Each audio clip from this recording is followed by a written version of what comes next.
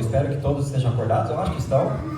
Senão eu ia pedir para ficar em pé, para a gente dar um pulinho para ver se ajuda Jesus Cristo a voltar mais cedo, não sei, mas é um prazer estar aqui e conhecer esse espaço maravilhoso, né? Que bênção!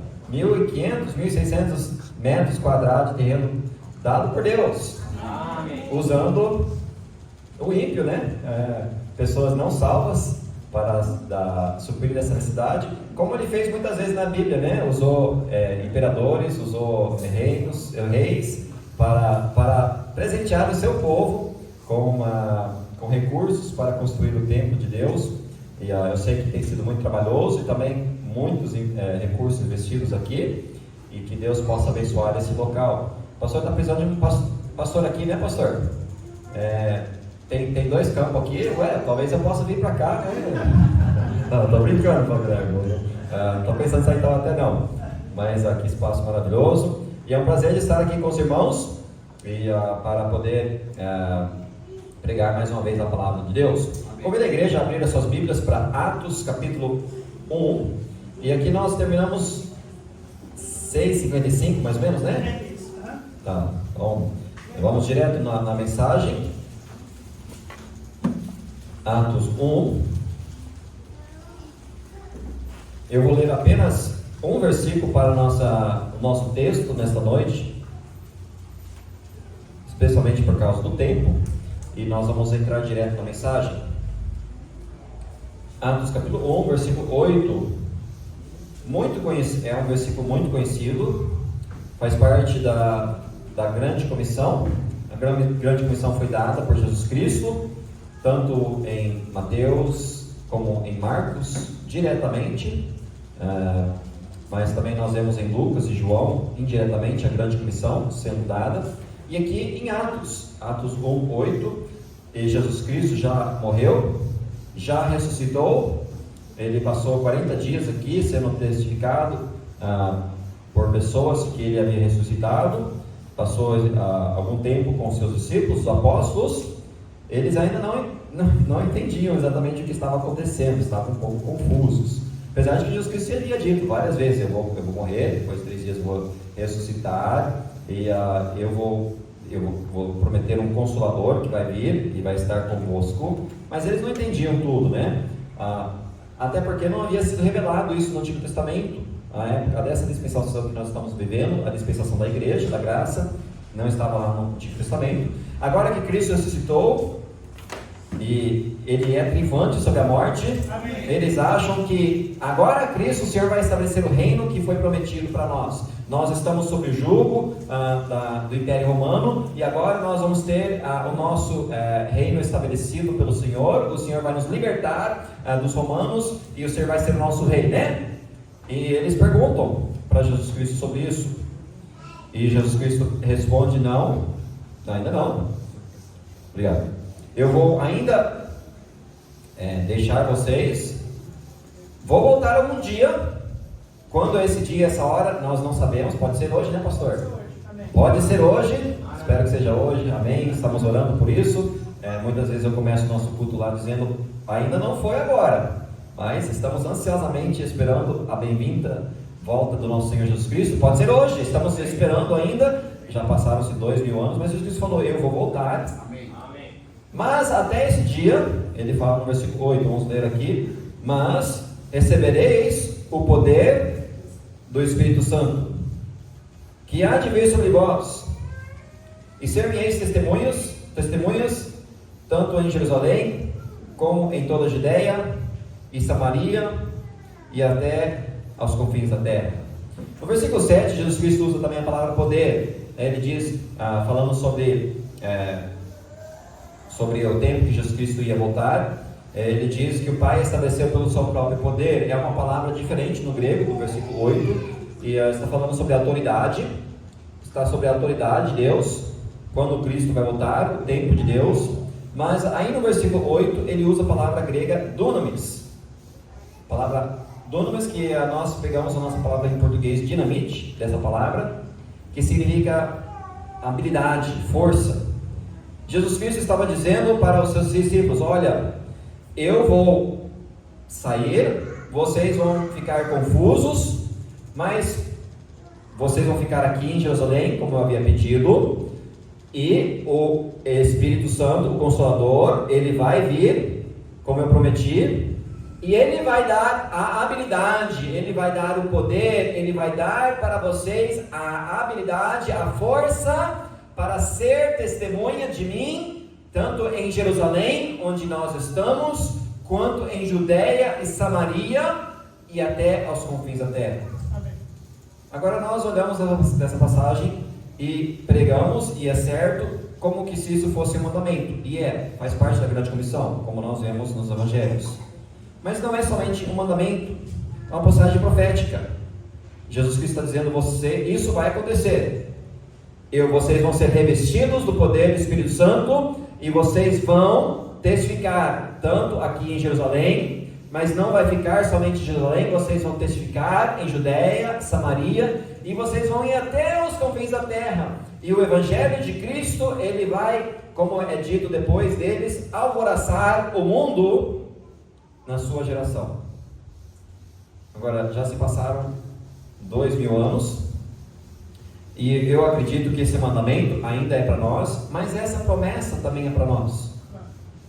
Nós temos a força e a habilidade de alvoroçar o mundo, de levar o Evangelho de Cristo desde Jerusalém, da nossa Jerusalém, aqui em Serrana, até a nossa Judeia e Samaria, nosso estado de São Paulo, os grupos mais esquecidos ou odiados aqui na cidade de São Paulo, o estado de São Paulo, no nosso Brasil, e até os confins da terra, para outros países e outras regiões. E nós temos a força, nós temos a habilidade, juntamente com a responsabilidade, o mandamento de pregar o Evangelho a toda a criatura e cada geração que está aqui neste mundo, esperando a volta de Cristo. Nós, os crentes, é a nossa responsabilidade, é a nossa obrigação de fazer a nossa parte para se cumprir essa profecia em nossas vidas. É conferência de missões. Então, hoje à noite, eu quero falar sobre como nós podemos alcançar o mundo com o Evangelho de Cristo em uma geração. Como nós podemos alvoroçar o mundo, como que nós podemos cumprir a grande comissão em nossa geração. E desde, na primeira igreja, desde sexta-feira, eu estou falando sobre 4 responsabilidades de todo crente na questão de missões. Hoje eu vou dar um pouco mais detalhes nessas 4 responsabilidades. Vamos orar. Deus, eu peço que possa abençoar a mensagem dessa noite. Fale aos nossos corações. Obrigado pelo exemplo da igreja em Atos. O livro de Atos para mim é um livro desafiador, um livro animador, e eu peço que o Senhor possa usar a sua igreja. As portas do inferno, o Senhor disse, não prevaleceriam contra a sua igreja. Nós devemos estar na ofensiva, quebrantando todas as fortalezas de Satanás, indo para lugares escuros, espiritualmente dizendo, e implantando igrejas, pregando o Evangelho de Cristo, levando a palavra, vendo almas sendo transformadas, vendo vidas sendo restauradas. E eu peço que você possa usar as nossas vidas, esta igreja. Nos ajude em nossa geração de levar o Evangelho a toda criatura. Nós pedimos isso em nome de Jesus. Amém. Como então que nós podemos alcançar a nossa geração com o Evangelho de Jesus Cristo? Eu quero falar de 4 maneiras, 4 coisas importantes, 4 maneiras para nós cumprirmos a grande comissão nos nossos dias.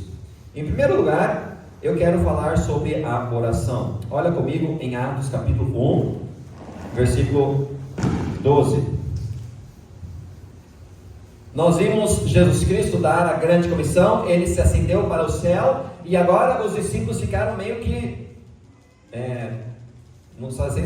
desnorteados. O que vamos fazer agora? Ficaram lá, esperando Jesus Cristo voltar. Aí os anjos falaram para ele: não, Jesus Cristo falou, já deu um mandamento para vocês. Agora pode voltar, fica aqui em Jerusalém até chegar o Espírito Santo, e aí vocês vão trabalhar para Cristo. Então eles, a versículo 12 diz: então voltaram para Jerusalém, do monte chamado das Oliveiras, o qual está perto de Jerusalém, à distância do caminho de um sábado. E entrando, subiram ao cenáculo, onde habitavam Pedro, Tiago, João e André, Filipe e Tomé, Bartolomeu, Mateus, Tiago, filho de Alfeu, Simão, o Zelote e Judas, irmão de Tiago. E todos esses perseveraram unanimemente em o quê? Oração e súplicas com as mulheres e Maria, mãe de Jesus, e com os irmãos. E naqueles dias, levantando-se Pedro no meio dos discípulos, ora, a multidão junta era de quase 120 pessoas. Então eles foram para o cenáculo, foram para a parte de cima de uma casa, obviamente uma casa grande, pelo que o texto indica, havia 120 pessoas reunidas, e eles estavam reunidos fazendo o quê? Orando. Irmãos, sabe o que faz uma diferença? Sabe o que move a mão de Deus? Não estou falando sobre oração de determinação, determina o que Deus vai fazer. Eu estou falando de oração na vontade de Cristo, de Deus. Oração em nome de Cristo. Sabe o que Deus mais deseja do que qualquer outra coisa? Salvação de almas. Implantação de igrejas, que o reino de Deus possa ser expandido. Agora é óbvio que isso depende do homem também. O homem tem que responder positivamente ao Evangelho de Cristo, mas nós temos todo o poder à nossa disposição. Nós temos o Espírito Santo que habita dentro de nós, o Deus Todo-Poderoso que está dentro de cada um, nos capacitando. E uma das coisas que mexe o braço de Deus, que ajuda a Deus a fazer a sua obra, eu não entendo tudo, eu não sei como funciona, mas Deus diz: quando o meu povo ora, eu trabalho em prol deles, eu faço a diferença. Amém. E sabe por que nós não estamos vendo Deus agindo? Porque nós não estamos orando. E eu sempre prego para mim, tá? Eu estou pregando para mim. Falamos muito de oração, mas praticamos muito pouco de oração. Olha nos homens, nós fizemos, esse ano nosso tema na nossa igreja é Aviva no Senhor. Eu fiz uma série de mensagens na primeira metade do ano sobre oração e jejum. Os homens poderosos com Deus na Bíblia, Elias, Moisés, Daniel, eles eram Jesus Cristo. Eles eram homens de oração e jejum. Eu não estou falando sobre 15 minutos por dia. Eu estou falando sobre vigílias, passando a noite. Estou falando sobre dias em oração e jejum. Eles eram homens que dependiam completamente de Jesus Cristo. E Cristo, quando Ele veio nesta terra, Ele sim era 100% Deus, mas Ele deixou a sua deidade e Ele era 100% homem. E Ele veio para ser o nosso exemplo. O poder que Ele usava era o poder do Espírito Santo, o poder de Deus atuando através dele, e ele dependia de Deus em oração. Se Jesus Cristo precisava de Deus em oração, nós, a igreja do Novo Testamento, se nós vamos fazer a obra de Deus, se nós vamos ver almas sendo transformadas, se nós vamos ver a igreja crescendo, se nós vamos ver vidas transformadas, se nós vamos ver as correntes de Satanás sendo destruídas na vida das pessoas, nós precisamos orar. Por que não estamos vendo mais pessoas sendo chamadas para o ministério? Por que não estamos vendo os jovens se levantando? Em parte porque não oramos. Não oramos. Irmãos, nós precisamos orar. Derramar lágrimas. Eu sou uma pessoa, meu pai, ele é bem meio termo, né? Você não vê ele muito alegre, você não vê, nunca vê ele triste, assim, desanimado. Então, por natureza, assim, por seguir o exemplo do meu pai, eu sou também meio, assim, meio termo.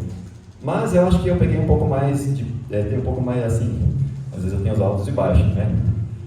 Mas, irmãos, eu sou a favor, né, de oração coletivo, e você não precisa necessariamente demonstrar emoção quando você está orando, especialmente coletivamente, mas irmãos, eu também sou a favor de oração, compaixão e zelo. Não é somente porque os pentecostais fazem isso que significa que é errado.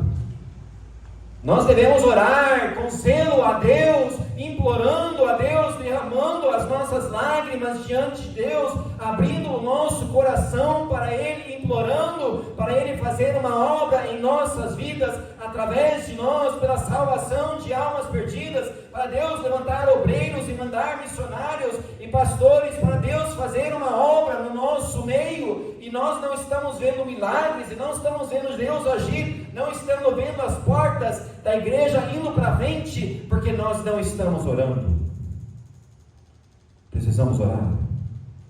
Igreja, vamos voltar aos nossos joelhos. A casa de Deus é casa de oração.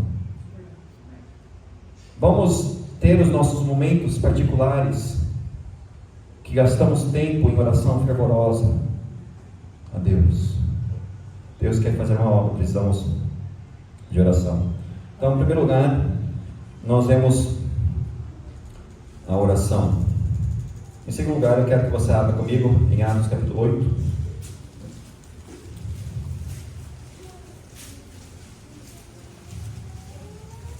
Em segundo lugar, nós vemos a testificação. Como que Deus usou a igreja primitiva para levar o Evangelho de Cristo a toda criatura, em uma geração? Como que Deus quer agir hoje, através do evangelismo pessoal? Olha comigo no capítulo 8, versículo 1.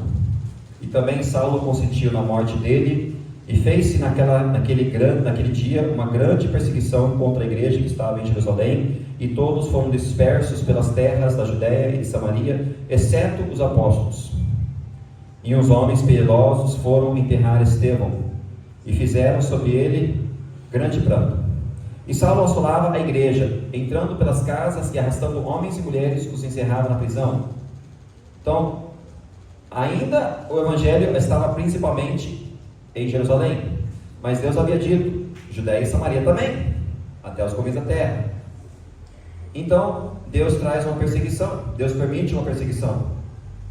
Ele usa essa perseguição para que agora o evangelho é pregado na Judéia e Samaria também. Olha o versículo 4. Mas os que andavam dispersos, quem que eram esses que andavam dispersos? Os apóstolos? Não, principalmente não. Certo que Pedro eventualmente teve que sair, pelo menos ele deixou o seu cargo de pastor por causa da perseguição. Ele ficou um pouco mais, nas sombras, mas os apóstolos permaneceram na igreja de Jerusalém, uma igreja grande. Quem que foi disperso? Os membros, os congregados da igreja em Jerusalém, da primeira igreja batista independente de Jerusalém. Eles foram dispersos por causa da perseguição. E o que eles fizeram? Iam por toda parte anunciando a palavra. Irmãos, não é a responsabilidade somente do pastor de pregar a palavra de Deus, de testificar, de ganhar almas. Nossa igreja tem 7 anos de idade e eu prometo, nós temos uma visão de ganhar almas. Mas eu paro para pensar e eu reflito no nosso povo. E eu penso, puxa vida, nós estamos aqui há 7 anos e ainda tem tantas pessoas na nossa igreja que não sabem apresentar o plano de salvação para alguém. Isso é triste. É responsabilidade de todo crente, criança, jovem, adulto. Eu vou estar pregando em Limeira semana que vem. E eu mandei uma mensagem para um amigo meu da minha infância, Maurício. Maurício foi uma das primeiras pessoas que eu pessoalmente trouxe a Cristo. Mas isso começou na minha vida quando eu era criança, adolescente. Eu tinha um desejo, eu tinha um amor pelas almas perdidas. Todo mundo que eu via neles o destino eterno deles, e eu queria fazer o meu melhor para testificar testificar de Cristo, e eu estava falando, eu estava compartilhando, e Maurício foi salvo, aceitou a Cristo, foi na nossa igreja algumas vezes, ele nunca se enfermou, mas eu mandei uma mensagem para ele, eu falei, convidando ele para a conferência, ele falou, eu vou estar lá, pastor. Ele falou para mim, olha, eu vi em você alguma coisa diferente, eu confio em você. Isso quando eu era criança, adolescente, jovem, e todo mundo deve ser um ganhador de almas, todo mundo deve ser um evangelista, nós devemos nos preocupar pelas almas perdidas, e sim, a nossa vida é um testemunho, e devemos mostrar Jesus Cristo através da nossa vida. Mas irmão, se você não falar de Cristo, se você não falar do pecado, se você não falar do inferno, o evangelismo social não vai ganhar ninguém para Cristo. Nós precisamos abrir a boca e lhes anunciar Jesus Cristo, precisamos anunciar a palavra de Deus, e sim, a cruz de Cristo, o sangue de Cristo confronta. Quando falamos de pecado e inferno, isso confronta as pessoas não gostam de ouvir isso, mas é uma necessidade, e precisamos pregar não somente aqui na igreja, mas nós precisamos pregar aonde quer que nós estamos, de casa em casa, para os nossos vizinhos, para as pessoas que trabalham conosco, porque a maioria das pessoas nunca entrarão dentro de uma igreja, mas nós estamos com ela e nós podemos pregar o Evangelho de Cristo para eles. Evangelismo. Eu não sei quais ministérios de evangelismo a igreja tem, ou quanto e quanto tempo, mas você deve estar envolvido de alguma forma ou outra em evangelismo na sua igreja local. Independente disso, não é somente o momento de evangelismo que devemos testificar de Cristo. Deve ser uma coisa constante. Então nós vemos eles, não somente a oração, nós vemos a testificação. Em terceiro lugar, abra comigo em Atos capítulo 13. Atos 13, estou chegando perto do final. Na verdade, na metade, mas eu vou correr.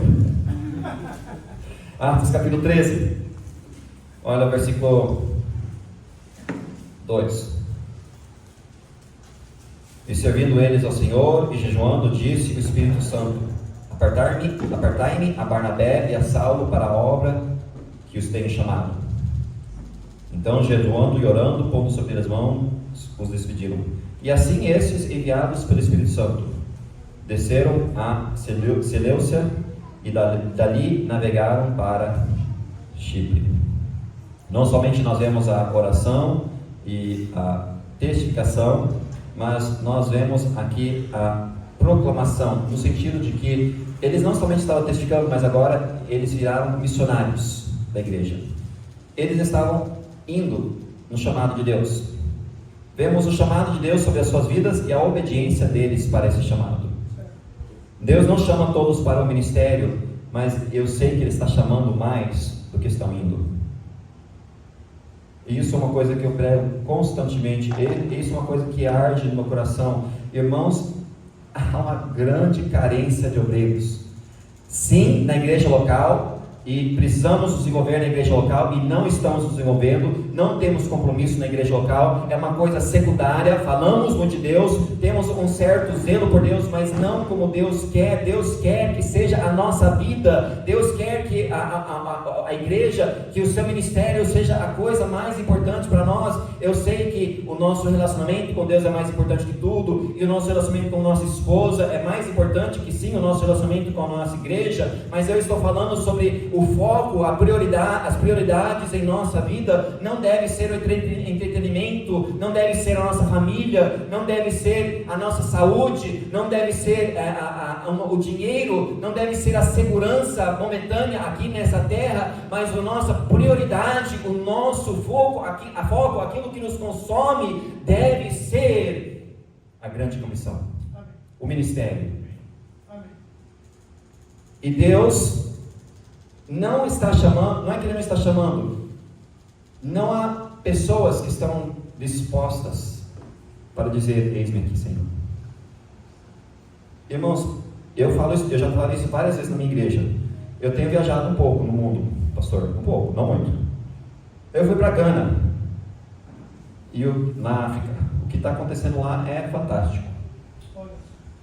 Eu conheço, a minha missão tem muitos missionários nas Filipinas. Tenho conversado pessoalmente com um dos missionários que tem um dos maiores ministérios das Filipinas. O que está acontecendo nas Filipinas é fantástico. Eu já fui pessoalmente para o México e o que está acontecendo em alguns lugares do México é fantástico. E graças a Deus, Deus está agindo no Brasil, pastor. Amém, graças a Deus por isso. Mas, irmãos, Deus quer fazer muito mais aqui no Brasil e uma das razões que Ele não pode atuar é porque o Brasil é muito mais como os Estados Unidos do que esses outros países no sentido de materialismo. Nós não somos aqui em Serrana um país de terceiro mundo. Temos bons empregos, casas confortáveis, boas televisões, bons celulares, comida gostosa.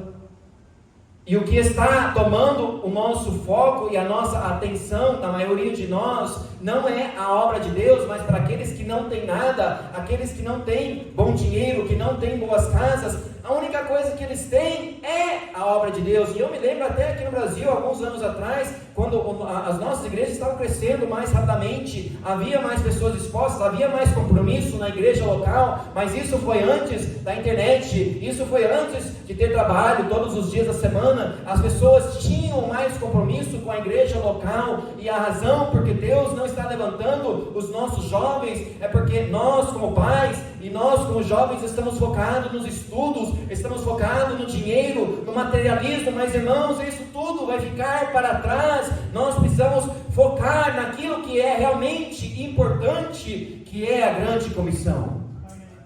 Deus quer chamar, levantar e usar homens e mulheres para o ministério. E por último,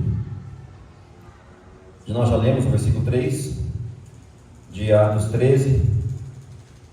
O versículo diz: então, jejuando e orando e pondo sobre eles as mãos, os despediram. Quem colocou a mão sobre eles e os despediram? A igreja, a liderança da igreja, mas a igreja.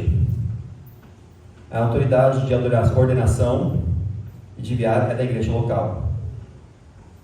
Mas aqui o que eu vejo não é somente o despedir no sentido de tchau, tchau, boa sorte para vocês. Eu acho que nesse começo de viagem missionária, eles deram alguns recursos para Saulo e Barnabé, que eles precisavam para começar a sua jornada missionária. E Deus usa a igreja, as igrejas locais, para enviar, não somente na questão de autoridade, uma igreja local, um pastor da igreja local, mas eu estou falando para suprir as necessidades dos missionários. Isso é promessa de fé. Então nós vemos aqui o envio das igrejas. Irmãos, graças a Deus, Deus tem levantado homens e mulheres. Deus está levantando homens e mulheres. Deveriam ter muito mais. Mas por outro lado, quando Deus levanta, onde estão os recursos? Cadê as igrejas com a visão missionária? O povo nas igrejas com a disposição para dar promessa de fé, para enviar esses missionários. E é triste que o missionário precisa viajar 3, 4 anos e mesmo assim ele não consegue os recursos necessários para ir. Ele acaba indo pela fé, tem que sofrer no campo missionário, porque o povo de Deus, sossegado na sua cidade natal, está mais interessado em comer McDonald's do que dar para a promessa de fé. Deus quer usar as nossas igrejas, as nossas vidas, para o sustento dos missionários. Agora, eu sou a favor de levantar sustento. Eu levantei sustento sozinho por 3 anos. É necessário, é importante, é um ministério. O missionário precisa desafiar as igrejas, ele precisa crescer na sua fé. Mas não seria bom se o missionário pudesse, em 1 ou 2 anos, pegar 100% do sustento? Não seria bom se a igreja tivesse uma sobra e um missionário, assim que Deus levantasse o missionário, a igreja poderia dizer: amém, vem para cá, a gente está pronto para sustentar você. Não seria maravilhoso? Você não acha que mais pessoas estariam dispostas a ir para o ministério se eles soubessem que a igreja estaria disposta a apoiá-los, se eles soubessem que eles poderiam levantar o sustento deles completo em 1 ou 2 anos? Claro que sim!